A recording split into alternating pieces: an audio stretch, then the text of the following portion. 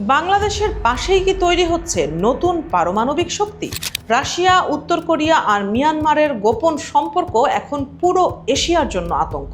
মিয়ানমারের সামরিক জান্তা প্রথমবার স্বীকার করেছে তারা নিউক্লিয়ার পাওয়ার প্ল্যান্ট বানাচ্ছে।